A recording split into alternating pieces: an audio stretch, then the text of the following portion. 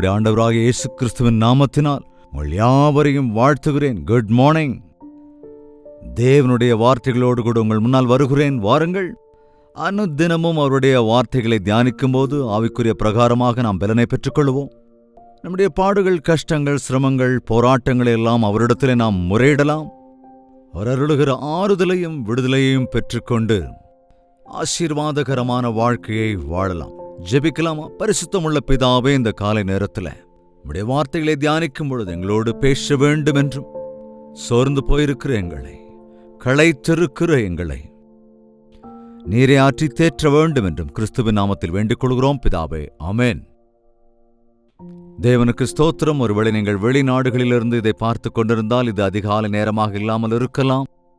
இது எந்த நேரமாக இருந்தாலும் ஏசப்பாவை துதிக்கிறதற்கும் ஜெபிக்கிறதற்கும் அவரிடத்திலே விண்ணப்பம் செய்வதற்கும் இது ஏற்ற சமயம்தான்.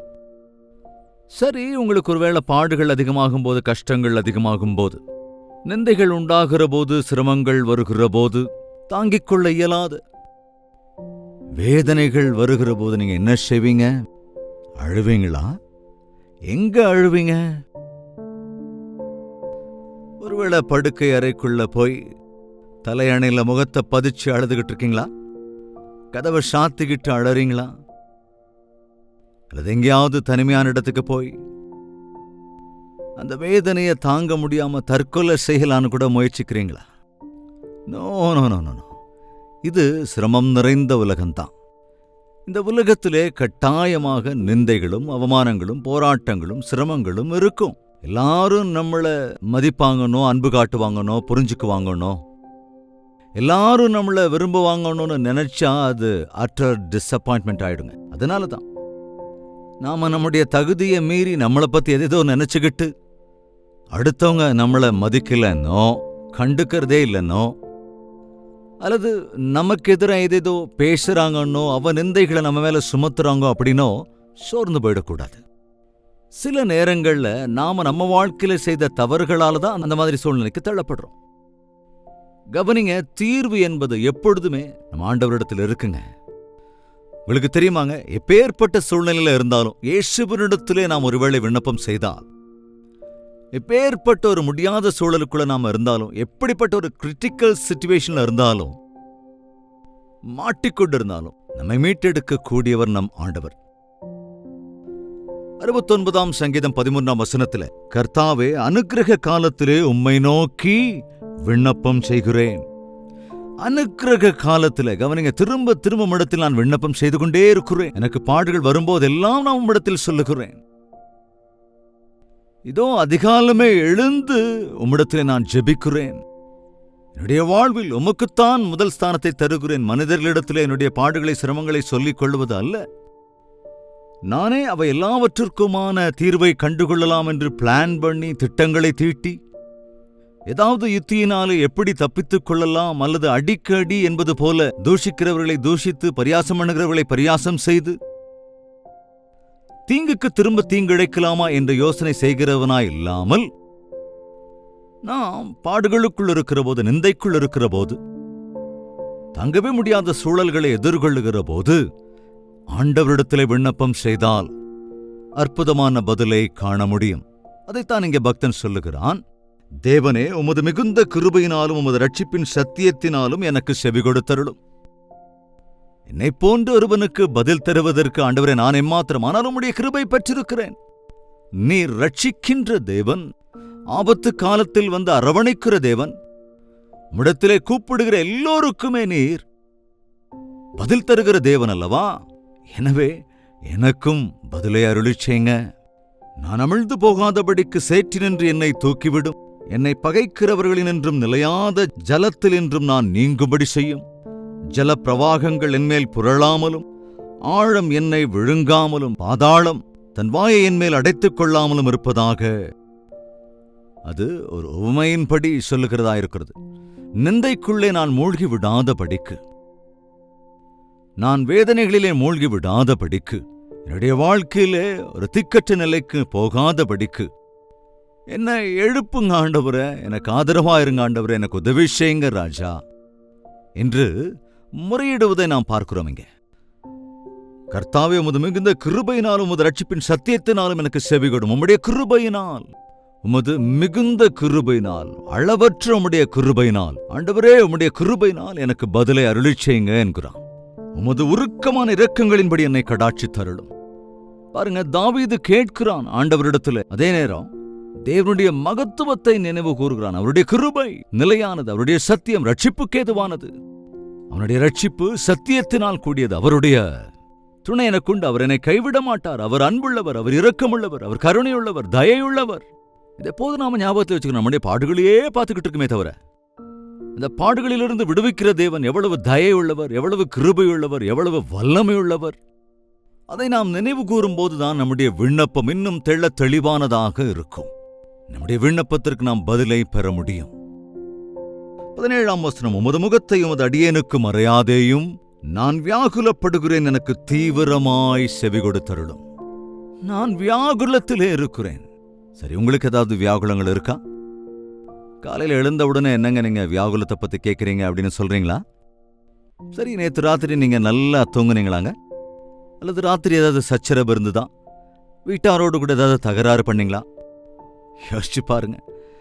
கணவனோடு மனைவி, மனைவியோடு கூட கணவன் சாயங்காலம் வீட்டுக்கு வந்த உடனே படுக்கைக்கு போவதற்கு முன்பு அநேக விஷயங்கள், அதாவது அனாவசியமான விஷயங்கள், சும்மா அப்படி ஆரம்பிச்சு கடைசியில் சர்ச்சையோடும் சண்டைகளோடும் உள்ளத்தை கெடுத்துக்கிட்டு ஒருவரை ஒருவர் நிந்தித்துக் கொண்டு ஒருவரை ஒருவர் தூஷித்துக் கொண்டு, அது எவ்வளவு நீங்க கவனிச்சிருப்பீங்க, எவ்வளவு பயங்கரமான விஷயம். ஒருவரை ஒருவர் ஆதரித்து ஆறுதலோடு இருக்க வேண்டும் கணவன் மனைவி. ஒருத்தருக்கு ஒருத்தர் குற்றம் சுமத்தணும் அப்படின்னு இல்லை, ஒருவருக்கொருவர் இசைந்து உதவி செய்ய வேண்டும் தான் ஆண்டவர் சொல்றாரு. ஆனால் பிசாசானவன் என்று எத்தனையோ குடும்பங்களை, அதாவது வீட்டுக்குள்ள கூட நிம்மதி இல்லாதபடி, படுக்கையில கூட தூங்கும்போது ஒரு நிம்மதியே இல்லாதபடி திட்டிக்கிட்டே தூங்க போறது, கோபத்தோடையே தூங்க போறது, அப்படி சலிப்போடையே தூங்க போறது, தூக்கமே வராது ஒழுங்கா. எழுந்து நடுராத்திரியில வெளியே போறது அப்படிங்கிறது கூட இன்னைக்கு நடக்கிறது. உண்மைதானங்க? நீங்க ஏதாவது அந்த மாதிரி ஒரு சூழ்நிலைக்குள்ள சிக்கிருக்கீங்களா? வாழ்க்கை மேலேயே ஒரு விரக்தி இருக்கிறதா? குடும்பத்தின் மீதே ஒரு விரக்தி ஏற்பட்டிருக்கிறதா? அப்படிப்பட்ட சூழல்ல நீங்க தயவு செஞ்சு சொந்த முடிவுகளை எடுக்காதீங்க. ஒரு முட்டாள்தனமான முடிவை இதையும் எடுத்துறாதீங்க. அதுக்கு பதிலா தேவனிடத்திலே முறையிடுங்க. ஆண்டவரே, நான் என்ன செய்ய வேண்டும்? என் வீட்டிலே ஏன் இந்த சச்சரவு வந்திருக்கிறது? ஏன் இந்த மன வருத்தங்கள் வந்திருக்கிறது? ஏன் இந்த சாத்தானின் சோதனைக்கு இடம் கொடுத்திருக்கிறோம்? எங்களை நினைத்தருளும், எங்கள் விண்ணப்பங்களுக்கு செவிகொடும், நாங்கள் வியாகுலத்திலே இருக்கிறோம். சில நேரங்களில் கண்டிஷன்லாம் போடுவோம். இதை செஞ்சா நான் இப்படி, அதை செஞ்சா நான் அப்படி, இதை செஞ்சாதான் இப்படி, இல்லைன்னா நான் அப்படிதான். மன அழுத்தம், எதுவுமே செய்ய முடியாத, எதுவுமே தோணாத ஒரு சூழ்நிலை. வியாகுலத்தில் இருக்கிறேன், எனக்கு சகாயம் பண்ணுங்க ஆண்டவரே. 19வது வசனம் கூட பாருங்க. நிந்தையையும் வெட்கத்தையும் அவமானத்தையும் நீர் அறிந்திருக்கிறீர். நிந்தை, வெட்கம், அவமானம், பா, தாங்கிறதே ரொம்ப ரொம்ப கஷ்டம். நிந்தை, வெட்கம், அவமானம், இவைகளோடு கூட உண்மையிலே நாட்கள்ல தேவனுக்காக வாழ நினைக்கிறவர்களுக்கு இந்த மாதிரி விஷயம் அதிகமா வந்துகிட்டே இருக்குங்க. வெட்கம் இல்லையா அப்படின்னு கேட்டா கூட, பாவம் செய்யறவங்களுக்கு அது வெட்கமாவே இருக்காதுங்க. வெட்கமே இல்லையா உனக்குன்னு கேட்டா கூட அவங்க தங்களுடைய பாவத்தை தான் மேன்மை பாராட்டுவாங்க. வெட்கப்பட வேண்டிய விஷயங்கள்ல கூட அவங்க பெருமைப்படுவாங்கன்னு வேதம் சொல்லுதுங்க. ஆனா ஒரு மனிதன் தன்னுடைய இருதய சுத்தத்தை காத்துக்கொள்ளுகிற போது, தேவனுக்கு பயந்து நடக்கிற போது, அவனுக்கு எதிராக இல்லாத பொல்லாத நிந்தைகளை சுமத்தினால், அவனை குற்றம் சுமத்தினால், அவனை சிறுமைப்படுத்தினால், அவமானத்துக்கு இலக்காக்கினால், தாங்க முடியாத ஒரு சூழ்நிலைக்குள்ள சோர்ந்து போயிடுவான். அன்றைக்கு தாவீதை குறித்து ஊரே ஒன்று கூடி சில சந்தர்ப்பங்கள்ல அவன் செய்த தப்புகள் அடிப்படையில் அல்லது அங்கிருந்த அந்த சூழ்நிலையின் அடிப்படையில் அல்லது பொறாமையோடு கூட அநேகர் தாவீதை நிந்தித்தார்கள், அவமானப்படுத்தினார்கள், வெட்கப்படுத்தினார்கள். போ, சீ போ என்று சொல்லுகிறான். தாவீதுக்கு பக்கத்தில் இருந்த ஒருவன், கூட இருந்தவனுக்கு பயங்கர ரோஷம் வந்துச்சு. நீங்க ஒரு வார்த்தை சொல்லுங்க, நான் அவனை கொன்னு போடுறேன் என்று சொல்லுகிறான். போறான் விடு. தேவன் அவனை தூஷிக்க சொல்லி இருப்பதனால்தான் நான் இப்படி அதற்கெல்லாம் ஆளாகிறேன் என்பதைப் போல என்று சொன்னானே தவிர, தன் சொந்த குமாரனே தனக்கு எதிராய் வந்தபோது குமாரனோடு போராட முடியாமல் இந்த அவமானத்தை, அந்த வெட்கத்தை மகனுக்கு பயந்து அவன் வீட்டை விட்டே ஓடிப்போகிறான். செருப்பு கூட போடாம போயிட்டான், ஊரை விட்டு ஓடி போயிட்டான் என்று ஊரே அவனை நிந்தித்த போது பயப்பட்டல்ல, தேவனுடைய நாம மகிமைக்கு கேடேதும் வந்து விடாதபடிக்கு என் குமாரனை நான் எப்படி கொல்ல முடியும், என் தேவன் அனுமதிக்காமல் எதுவும் என் வாழ்க்கையில் நடக்காது என்ற அந்த வெட்கத்தை, அவமானங்களை தாங்கிக் கொண்டு, ஆண்டவரே, நிந்தைக்கும் வெட்கத்துக்கும் அவமானத்துக்கும் நான் ஆளாகி வயிற்றில் பிறந்த பிள்ளைகளே என்று தாய் தகப்பன்மாரை எந்த அளவுக்கு அவமானப்படுத்துறாங்க, எவ்வளவு வெட்கத்துக்கு ஆளாக்குறாங்க 4 பேர் மத்தியில. நீ எனக்கு தாயும் இல்ல தகப்பனும் இல்ல அப்படின்னு பிள்ளைகள் வாய்க்கு வந்தபடியெல்லாம் பேசுகிற போது எந்த தாய் தகப்பனால தாங்கிக்க முடியும்? யாரால தாங்க முடியுங்க? ஆயினும் ஆண்டவரை நேசிக்கிற தாய் தகப்பன்மார் சகித்துக் கொள்ளுவார்கள். ஆண்டவர் எனக்கு பலனை அருளி செய்யுங்க, என் பிள்ளைகளை நான் சபித்து விடாதபடிக்கு, என்னையே சபித்துக் கொள்ளாதபடிக்கு, இந்த நிந்தைகளிலிருந்தும் வெட்கத்திலிருந்தும் இந்த அவமானங்களிலிருந்தும் ஆண்டவரே இவைகள் எல்லாவற்றையும் நீர் அறிந்திருக்கிறீர்கள் அல்லவா, எனக்கு உதவி செய்யுங்க. 20வது வசனத்துல பார்த்தா, நிந்தை என் இருதயத்தை பிளந்தது, நான் மிகவும் வேதனைப்படுகிறேன். நிந்தையினால் என் இருதயம் பிளந்து விட்டது. இது இயேசு கிறிஸ்து சிலுவையிலே உரைத்த அந்த காரியங்களை கூட இங்கே நாம் ஒப்பிட்டு பார்க்க முடியும். இயேசு கிறிஸ்துவனிடத்திலே நீ தேவனுடைய குமாரன் என்றால் இறங்கி வா, உன்னை ரட்சித்துக்கொள், எங்களையும் நீ ரட்சிக்க வேண்டும் என்று அவரை நிந்தித்த போது அவருடைய இருதயம் அன்போடு கூட தம் ஜீவனையே தர வந்த ஆண்டவரை அவ்வளவு நிந்தித்து அவமானப்படுத்திய போது, கேலி செய்த போது, அவரை வெட்கத்துக்கு ஆளாக்கிய போது நம்முடைய ஆண்டவர் தாங்கிக் கொண்டாரே, தம்முடைய பிதாவினிடத்தில் வேண்டிக் கொண்டாரே, சகித்துக் கொண்டாரே. அவருடைய பிள்ளைகளாகிய நாம் அவர் நிமித்தம் தீங்குகளை சகிக்கிறதற்கும் நிந்தைகளை தாங்கிக் கொள்வதற்கும் நம்முடைய வாழ்க்கை அவருக்கு தெரியும், நாம் அனுபவிக்கிற நிந்தைகள் அவருக்கு தெரியும் என்பதனாலே அவரிடத்திலே நாம் விண்ணப்பித்துக் கொள்ள வேண்டும். எனக்கு தெரியாதுங்க யாரோடு தேவன் பேசிக் கொண்டிருக்கிறார் என்பது. நீங்கள் எந்த நிந்தையில் இருக்கீங்களோ, என்ன அவமானத்துக்குள்ளாக இருக்கிறீர்களோ, எந்த அளவு வெட்கத்தினாலே ஆட்படுத்தப்பட்டு தாங்கிக் கொள்ள முடியாத நிலையில் இருக்கிறீர்களோ, யாரெல்லாம் எப்படியெல்லாம் உங்களை நிந்திக்கிறார்களோ, யார் உங்களை பாடாய்படுத்துகிறார்கள் என்பதையெல்லாம் ஆண்டவர் கவனிக்கிறார், பார்த்து கொண்டிருக்கிறார். உன்னைப் போலவே என்னையும் நிந்தித்தார்கள், என்னையும் தூஷித்தார்கள், என்னையும் கூட அவமானப்படுத்தினார்கள். என் இருதயம் நிந்தையினால் பிளந்தது. பிளந்து போன இருதயத்தோடு இருக்கிற ஆண்டவர் பிளந்து போன இருதயங்களை தேற்றக்கூடிய தேவன், நமக்காக சிரமங்களை சகித்த தேவன், நம்முடைய சிரமங்களை காண்கிற தேவன், நம்முடைய சிரமங்களிலே நமக்கு ஆறுதலையும் தேர்தலையும் தரக்கூடிய நம்முடைய தேவன். அதனாலதான் சிரமங்கள் வருகிற போது, பாடுகள் வருகிற போது பின்மாறி போயிடக்கூடாது, பயந்து ஓடிடக்கூடாது. இயேசுவை நோக்கி பார்த்து விண்ணப்பம் பண்ணுங்க, ஆண்டவரே எனக்கு உதவுங்க ராஜா என்று விண்ணப்பம் செய்தபோது அந்த தாவீதுக்கு ஆறுதல் கிடைத்தது. எனக்காக பரிதபிக்கிறவன் உண்டோ என்று காத்திருந்தேன், ஒருவனும் இல்லை, தேற்றுகிறவர்களுக்கு காத்திருந்தேன், ஒருவனையும் காணேன். யாராவது வந்து நமக்காக பரிதபிக்கணும், யாராவது வந்து நமக்கு ஆறுதலா இருக்கணும், யாராவது நம்ம மேல இறங்கணும்.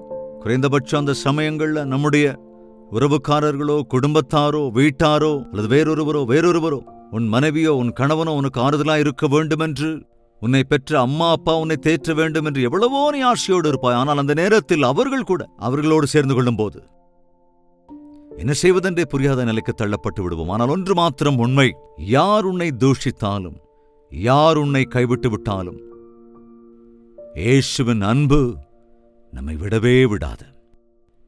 நீ எவ்வளவு நொந்து போயிருக்கிறாயோ, எவ்வளவு வேதனைகளை அனுபவிக்கிறாயோ, எப்படிப்பட்ட சிரமங்களை அனுபவிக்கின்றாயோ, எப்பேற்பட்ட நிந்தைகளுக்கு ஆளாகி இருக்கிறாயோ என்பது ஒருவருக்கும் புரியாவிட்டாலும், ஒருவரும் உன்னை புரிந்து கொள்ளாவிட்டாலும், உன்னை உருவாக்கிய சிருஷ்டி கர்த்தர் உனக்காக தம்முடைய ஜீவனையே கொடுத்த அந்த தேவன் எல்லாவற்றையும் அறிந்திருக்கிறார். எனவே சகோதரியே கலங்காத, சகோதரனே மனம் துவளாத, ஆண்டவரே உம்முடைய பாடுகளால் எனக்கென்று நீர் அனுபவத்தை தருகிறீரா, உம்முடைய பாடுகளில் பங்கெடுக்கும்படி செய்கிறீரா, நிந்திக்கிறவர்களை திரும்ப நிந்திக்காத உம்முடைய இருதயம் எனக்கு வேண்டுமென்று, என்னை நிந்தைக்குள்ளாக தள்ளப்படாமல் இருக்க வேண்டுமென்று ஆண்டவரே நீர் நினைக்கிறீரா, வெட்கத்தையும் அவமானத்தையும் சகித்துக் கொள்ளுகின்ற சாந்தத்தையும் பொறுமையும் கற்றுத்தருகிறீரா, கிறிஸ்துவின் சாயலுக்குள்ளாக நான் வரவேண்டுமென்றுதான் இந்த சூழ்நிலைகளில் எல்லாம் என்னை வழிநடத்துகிறீரா என்று உணர்ந்து கொண்டு ஆண்டவரிடத்திலே விண்ணப்பம் பண்ணினார். இந்த சிலுவையின் பலனை உனக்கும் அருளிச் செய்வார். இந்த சிலுவையின் வல்லமையின் மூலமாக கிடைக்கிற வெற்றியை நாமும் அனுபவிக்கும்படி செய்வார். உன்னை நிந்தித்தவர்களே உன்னிடம் வந்து சமாதானமாவதற்கு, உன்னை தூஷித்தவர்களே உன்னிடம் வந்து தங்களையே தாழ்த்திக் கொண்டு ஒப்புரவாகும்படிக்கு, உனக்கு வெட்கத்தையும் அவமானத்தையும் உண்டாக்கினவர்களே வெட்கப்பட்டு தங்கள் நிலைமையை உணர்ந்து மனம் திரும்புவதற்காக தேவன் எதிர்பார்த்திருக்கிறார் என்பதனாலே உன்னை அப்படிப்பட்ட நிலைமைகளுக்குள் எடுத்துக்கொண்டு போவதன் மூலமாக பிறர் தங்கள் நிலைமையை உணர்ந்து கொள்ளும்படியாக இதை அனுமதிக்கிறார் என்ற விஷயத்தை நாம் உணர்ந்து கொண்டால் நாம் ஆறுதல் பெற முடியும். இந்த அதிகாலையிலே உங்கள் நிந்தைகள் எதுவாயிருந்தாலும், உங்கள் பாடுகள் எதுவாயிருந்தாலும், சிரமங்கள் எதுவாயிருந்தாலும், வீட்டார் மூலமாக, கொலீக்ஸ் மூலமாக அல்லது வேறொருவர் மூலமாக, மற்றவர்கள் மூலமாக தவறாக புரிந்து கொள்ளப்பட்டிருக்கிறீர்களோ, அனாவசியமாய் இகழப்படுகிறீர்களோ, இல்லாத புல்லாத வார்த்தைகளால் உங்களை வேதனைப்படுத்துகிறார்களோ, ஆனால் அதை தேவனிடத்திலே விண்ணப்பம் பண்ணி சொல்லுங்கள். ஆண்டவரே, நீர் எங்களுக்கு துணையாயிருந்தாலும் இந்த நிந்தைகளை சகித்து, இந்த சிரமங்களை சகித்து, இந்த நிந்தை அவமானங்களிலும் கூட உம்மையே சார்ந்து கொண்டு உம்முடைய நாமத்தை மகிமைப்படுத்தும்படி எனக்கு சகாயம் அருளுங்க என்று கேட்டால் அவருடைய சமாதானம் நம் இருதயத்தை ஆளுகை செய்யும். எல்லோரும் இந்த உலகத்திலே நம்மை கௌரவிக்க வேண்டும், அன்பு கூற வேண்டும், புரிந்து கொள்ள வேண்டும் என்று நினைப்பதை காட்டிலும் யார் என்ன நினைத்தாலும் என் ஆண்டவர் என்னை அறிந்திருக்கிறார், என் உள்ளத்தை அவர் அறிந்திருக்கிறார், என் வாழ்க்கையை அவர் அறிவார். என்னை கைவிடாமல் எனக்கு சகாயம் பண்ணுகிறவர் என் ஆண்டவர். அவர் கிருபையும் இரக்கமும் உள்ளவர். நான் பாவம் செய்த போதும், நான் தப்பு செய்த போதும், நான் என் தேவனை துக்கப்படுத்தின போதும் என்னை அதிகமாய் நேசிக்கிற இயேசு கிறிஸ்து எனக்கு இருக்கிறார். அவரிடத்தில் நாம் விண்ணப்பிக்கும் போது நாம் தேற்றப்படுவோம்.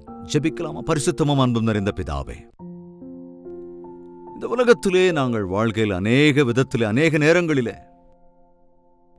சிரமங்களுக்கு ஆளாவதும், கஷ்டங்களுக்கு ஆளாவதும், நிந்தைகளுக்கு ஆளாவதும், வெட்கத்துக்கு ஆளாவதும் சர்வ சாதாரணமான விஷயம்தான் என்பதை உணர்ந்து சிரமங்களினால் சோர்ந்து போய்விடாமல் உம்மிடத்திலே முறையிடுவதற்கும், விடுவிக்கிற ஆண்டவர் இருக்கிறார், என்னை ஆதரிக்கிற கிறிஸ்து இருக்கிறார் என்று எங்களை புரிந்து கொண்டு எனக்கு சகாயம் அருளுகிற ஏசப்பா இருக்கிறார் என்ற விசுவாசத்தோடு உம்மால் தேற்றப்படுகிற விதத்தில் இந்த அதிகாலையிலே நொறுங்குண்ட இருதயத்தோடு யாரெல்லாம் இருக்கிறார்களோ அவர்களை ஆற்றி தேற்றி அநேகருக்கு அவர்களை ஆசீர்வாதகரமாய் மாற்ற வேண்டும் என்று கிறிஸ்துவின் நாமத்தில் வேண்டிக் கொள்கிறோம் பிதாவே, ஆமேன். நம்முடைய கர்த்தராகிய இயேசு கிறிஸ்துவினுடைய கிருபையும், பிதாவாகிய தேவனுடைய அன்பும், பரிசுத்த ஆவியின் அந்யோன்ய ஐக்கியமும், சந்தோஷமும், சமாதானமும் தனதின தியானத்தில் ஒருமனப்பட்டிருக்கிற அனைவரோடும் என்றும் என்றும் சதா காலங்களிலும் தங்கி தரித்திருப்பதாக, ஆமேன். 8939801234 என்ற நம்பருக்கு உங்கள் ஜெப தேவைகளை தெரிவியுங்கள். வாட்ஸ்அப் மெசேஜ் எல்லாவற்றையும் பரிசீலிக்கிறோம், உங்களுக்காக ஜெபிக்கிறோம். நீங்களும் தொடர்ந்து ஜெபியுங்கள். தேவன் தம்முடைய அற்புத காரியங்களை நடத்துவார். தேவனுக்கு சுத்தமான நாளை இதே நேரம் இதே அனுதின தியானத்தில் நாம் மீண்டும் சந்திக்கலாம். அதுவரைக்கும் தேவனுடைய மகா கிருபை உங்களுக்கு துணையாயிருப்பதாக.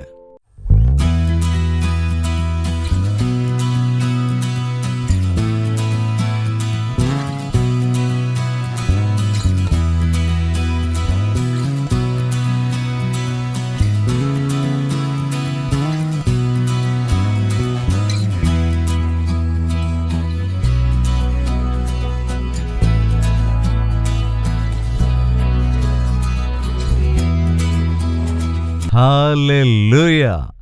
பெங்களூரு மற்றும் அதன் சுற்றுவட்டார பகுதியில் இருப்போருக்கு நற்செய்தி. ஆண்டவருக்கு சித்தமானால் ஆகஸ்ட் 15ஆம் தேதி ஒன் டே கெட் டுகெதர் மற்றும் ஒரு யூத் மீட்டிங்கை பெங்களூரில் ஏற்பாடு செய்திருக்கிறோம். மதியம் 2 மணியிலிருந்து 6 மணி வரைக்கும் வாலிபர்களுக்கான பிரத்யேகமான யூத் செஷன் இருக்கிறது. வாலிபர்கள் எல்லோரும் தவறாமல் வாருங்கள். பெரியோர்களும் வரலாம்.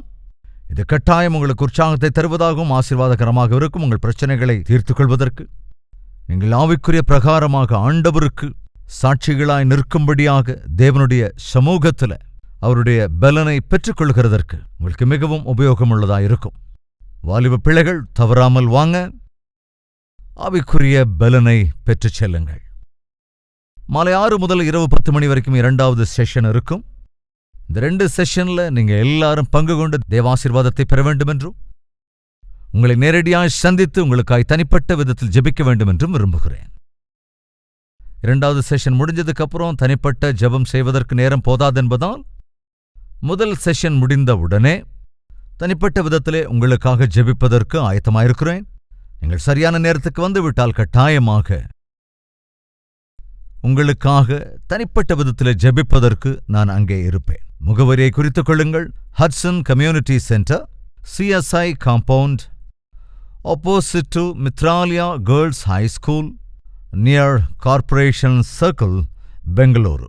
இன்னும் மேலதிக தகவல்கள் தேவைப்பட்டால் 9884707779 அல்லது 9884807779 என்ற இந்த எண்களிலே நீங்கள் கால் செய்யலாம் அல்லது வாட்ஸ்அப் மூலம் மெசேஜ் அனுப்பலாம். அல்லது 954041 என்ற நம்பருக்கு வாட்ஸ்அப் அனுப்புங்கள். கட்டாயம் வருவீங்களா?